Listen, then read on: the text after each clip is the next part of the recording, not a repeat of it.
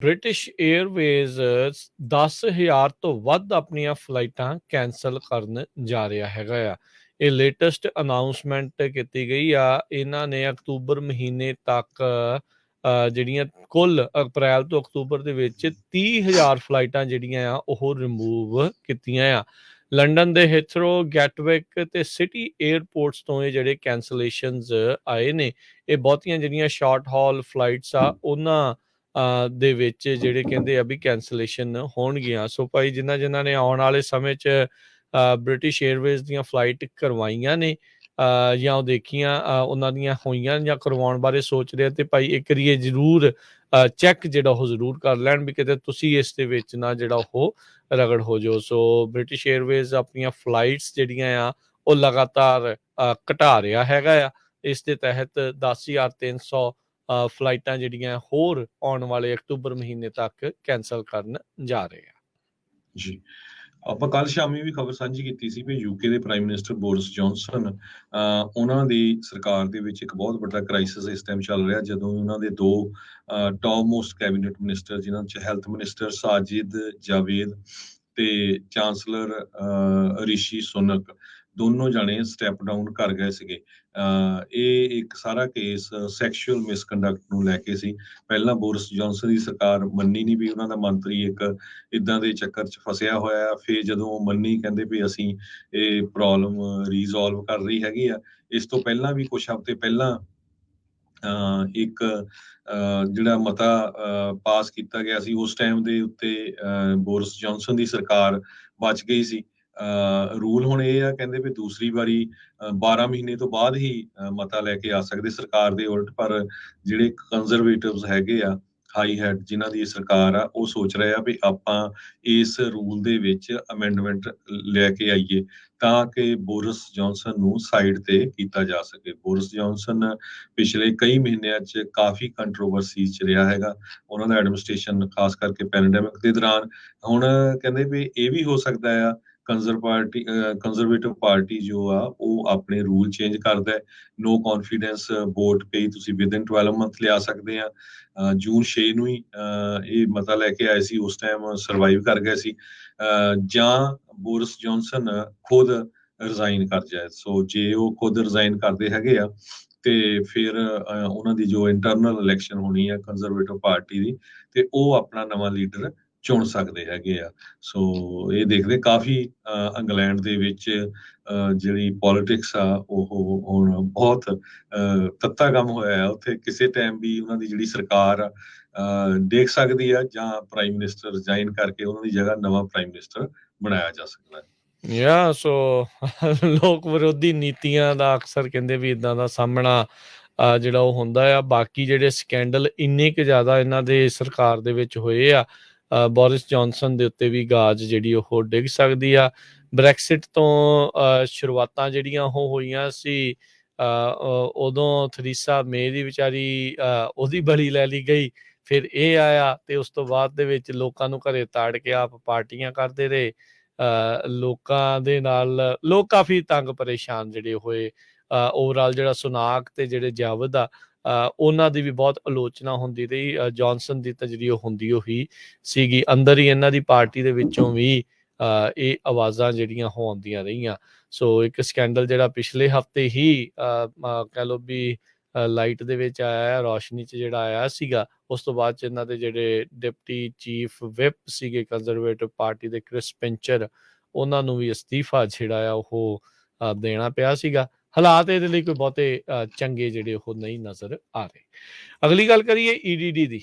California ਦੇ ਵਿੱਚ ਜਿਹੜੀ ਇੰਪਲੋਇਮੈਂਟ ਵਾਲਾ ਇਹ ਜਿਹੜਾ ਡਿਵੈਲਪਮੈਂਟ ਡਿਪਾਰਟਮੈਂਟ ਆ, ਉਸ ਨੇ ਮਈ ਮਹੀਨੇ ਦੇ ਵਿੱਚ ਇੱਕ ਪ੍ਰੈਸ ਰਿਲੀਜ਼ ਕੀਤੀ ਸੀ ਵੀ 47,000 ਫਰਾਡੂਲੈਂਟ ਅਨਇੰਪਲੋਇਮੈਂਟ ਇੰਸ਼ੋਰੈਂਸ ਦੇ ਕਲੇਮਸ ਆਏ ਆ, ਜਿਹੜੇ 550 ਮਿਲੀਅਨ ਤੋਂ ਵੱਧ ਦੇ ਸੀਗੇ। ਉਹਨਾਂ ਨੂੰ ਤਾਂ ਇਹਨਾਂ ਨੇ ਡੱਕ ਦਿੱਤਾ, ਪਰ ਕਹਿੰਦੇ ਵੀ ਇਹ ਮਸਲਾ ਅਜੇ ਵੀ ਨਹੀਂ ਰੁਕ ਰਿਹਾ। 2 ਸਾਲ ਹੋ ਗਏ ਨੇ ਪੈਂਡੈਮਿਕ ਤੋਂ ਲੈ ਕੇ ਹੁਣ ਤੱਕ, ਪਰ ਅਨਇੰਪਲੋਇਮੈਂਟ ਦੇ ਫਰਾਡ ਅਜੇ ਵੀ ਕੈਲੀਫੋਰਨੀਆ ਦੇ ਵਿੱਚ ਬਾਦਸਤੂਰ ਜਾਰੀ ਨੇ, ਜਿਸ ਦੇ ਨਾਲ ਕੈਲੀਫੋਰਨੀਆ ਦੀ ਜਿਹੜੀ ਇਹ ਮਨੀ ਆ, ਰਾਸ਼ੀ ਆ, ਉਸ ਨੂੰ ਲਗਾਤਾਰ ਸਟੀਲ ਕੀਤਾ ਜਾ ਰਿਹਾ ਆ। ਕ੍ਰਿਮੀਨਲਸ ਕੀ ਕਰ ਰਹੇ ਨੇ, ਅਪਰਾਧੀ ਵੀ ਲੋਕਾਂ ਦੀ ਆਈਡੈਂਟਿਟੀ ਨੂੰ ਹੀ ਮੋਸਟਲੀ ਸਟੀਲ ਕਰਕੇ ਉਹਨਾਂ ਦੇ ਨਾਮ ਦੇ ਉੱਤੇ ਬੈਨੀਫਿਟਸ ਲੈ ਰਹੇ ਨੇ।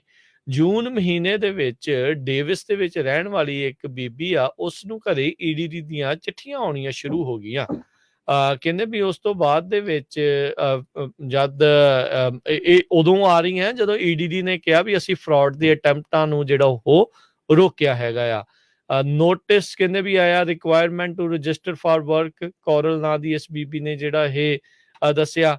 ਫਿਰ ਕਹਿੰਦੀ ਮੈਂ ਈਡੀਡੀ ਦੇ ਨਾਲ ਜਦੋਂ ਗੱਲ ਕੀਤੀ ਜਾਂ ਉਹਨਾਂ ਸਾਰਿਆਂ ਨਾਲ ਗੱਲ ਕੀਤੀ, KCRA ਵਾਲਿਆਂ ਦੇ ਨਾਲ ਗੱਲ ਕੀਤੀ, ਕਹਿੰਦੇ ਵੀ ਤੁਸੀਂ ਵੀ ਇੰਪਲੋਇਡ ਹੋ? ਕਹਿੰਦੇ ਵੀ ਹਾਂ ਮੈਂ ਕਰੰਟਲੀ ਇੰਪਲੋਇਡ ਹੈਗੀ ਆ, ਤੇ ਮੈਂ ਅਨਇੰਪਲੋਇਮੈਂਟ ਜਾਂ ਡਿਸੇਬਿਲਿਟੀ ਦੇ ਲਈ ਅਪਲਾਈ ਵੀ ਨਹੀਂ ਕੀਤਾ, ਫਾਈਲ ਵੀ ਨਹੀਂ ਜਿਹੜਾ ਉਹ ਕੀਤਾ ਸੀਗਾ।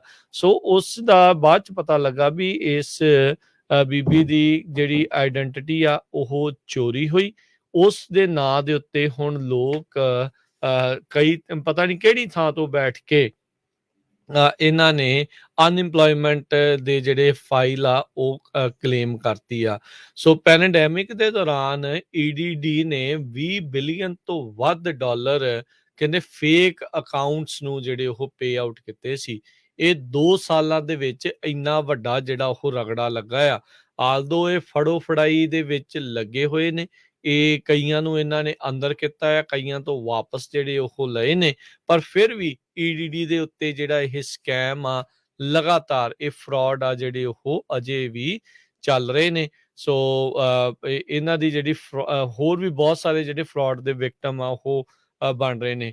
ਇਹਦੇ ਵਿੱਚ ਇਹ ਹਰਜੋਤ ਸਿੰਘ ਜੀ, ਜਿੰਨੇ ਤਾਂ ਫਰਾਡ ਕੀਤਾ ਉਹ ਤਾਂ ਡਾਲਰ ਤਾਂ ਲੈ ਹੀ ਗਿਆ, ਪਰ ਜਿਹੜਾ ਬੰਦਾ ਆਮ ਇਨਸਾਨ ਆ ਜਿਹਨੂੰ ਪਤਾ ਹੀ ਨਹੀਂ, ਉਹਦੇ ਨਾਂ ਦੇ ਉੱਤੇ ਇਸ ਹਿਸਾਬ ਦੇ ਨਾਲ ਕੀਤਾ ਜਾ ਰਿਹਾ ਵੀ ਕਿਤੇ ਰੱਬ ਨਾ ਕਰੇ ਵੀ ਉਹਨਾਂ ਨੂੰ ਲੋੜ ਪੈ ਗਈ ਤਾਂ ਬਾਅਦ ਚ ਈਡੀਡੀ ਨੇ ਉਹਨਾਂ ਨੂੰ ਅਨਇੰਪਲੋਇਮੈਂਟ ਜਾਂ ਉਦਾਂ ਦੀ ਜਿਹੜੀ ਸਹਾਇਤਾ ਜਿਹੜੀ ਉਹ ਦੇਣੀ ਨਹੀਂ ਹੈਗੀ। ਸੋ ਡੀਏ ਜਿਹੜਾ ਡਿਸਟ੍ਰਿਕਟ ਅਟਾਰਨੀ ਦਾ ਆਫਿਸ ਆ, ਉਹਨਾਂ ਨੇ ਕਿਹਾ ਵੀ ਹੁਣ ਤੱਕ 78 ਕੇਸਾਂ ਨੂੰ ਉਹਨਾਂ ਨੇ ਪ੍ਰੋਸੀਕਿਊਟ ਕੀਤਾ ਆ, 28 ਜਿਹੜੇ ਅਜੇ ਪੈਂਡਿੰਗ ਆ।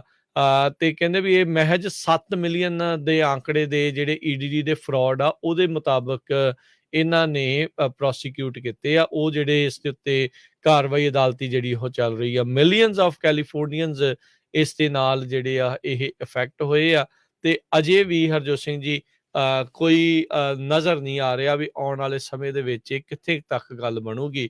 1525 ਕੁੱਲ ਇਨਵੈਸਟੀਗੇਸ਼ਨਸ ਹੋਈਆਂ, ਜਿਨ੍ਹਾਂ ਦੇ ਵਿੱਚੋਂ 467 ਲੋਕਾਂ ਨੂੰ ਗ੍ਰਿਫਤਾਰ ਕੀਤਾ ਗਿਆ।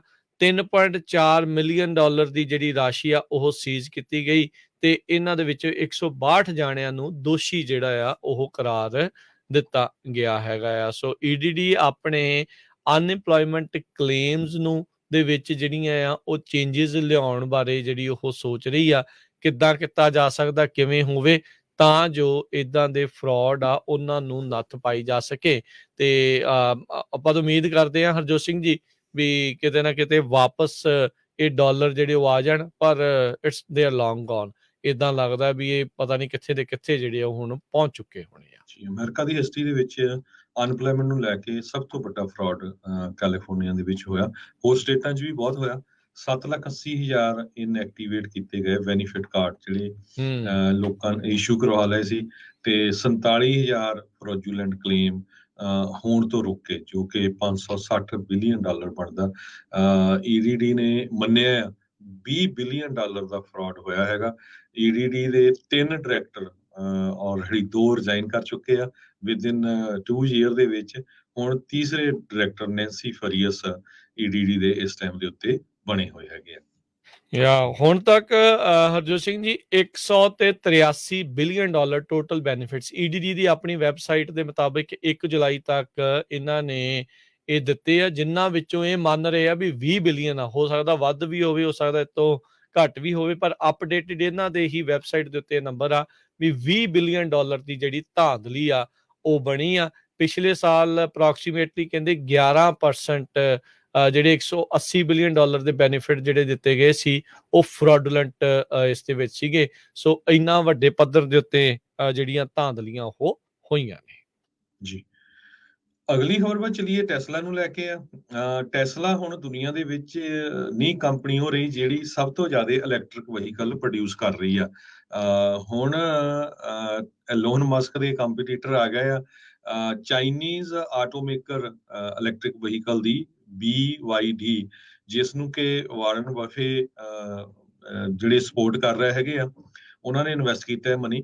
ਉਹਨਾਂ ਨੇ ਕਹਿੰਦੇ ਵੀ 6,38,157 ਇਲੈਕਟ੍ਰਿਕ ਕਾਰਾਂ ਜਿਹੜੀਆਂ ਆ ਉਹ ਪਹਿਲੇ 6 ਮਹੀਨਿਆਂ ਚ ਸਨ 2022 ਚ ਇਸ ਸਾਲ ਵੇਚੀਆਂ ਹੈਗੀਆਂ ਆ। ਇਹ 325% ਉਹਨਾਂ ਦੀ ਪ੍ਰੋਡਕਸ਼ਨ ਦੇ ਵਿੱਚ ਇਨਕਰੀਜ਼ ਹੋਇਆ, ਤੇ ਕੱਲੇ ਜੂਨ ਮਹੀਨੇ ਚ 1,33,762 ਇਲੈਕਟ੍ਰਿਕ ਜਾਂ ਪਲੱਗ ਇਨ ਹਾਈਬ੍ਰਿਡ ਵਹੀਕਲਸ ਉਹਨਾਂ ਨੇ ਪ੍ਰੋਡਿਊਸ ਕੀਤੀਆਂ ਹੈਗੀਆਂ। ਸੋ ਟੈਸਲਾ ਨਾਲੋਂ ਕਿਤੇ ਵੱਧ ਇਸ ਕੰਪਨੀ ਨੇ ਕਾਰਾਂ ਜਿਹੜੀਆਂ ਬਣਾਈਆਂ ਆ, ਤੇ ਹੁਣ ਟੈਸਲਾ ਦਾ ਕੰਪੀਟੀਸ਼ਨ ਕਹਿੰਦੇ ਆ ਗਿਆ। ਚਾਈਨਾ ਦੇ ਵਿੱਚ ਟੈਸਲਾ ਨੂੰ ਪਿੱਛੇ ਕਾਫੀ ਝਟਕਾ ਲੱਗਾ ਸੀ, ਕਿਉਂਕਿ ਉਹਨਾਂ ਨੂੰ ਆਪਣੀ ਕੰਪਨੀ ਸ਼ਟ ਡਾਊਨ ਕਰਨੀ ਪਈ ਸੀ ਸ਼ੰਘਾਈ ਦੇ ਵਿੱਚ ਕੋਵਿਡ-19 ਆਊਟਬ੍ਰੇਕ ਦੇ ਦੌਰਾਨ।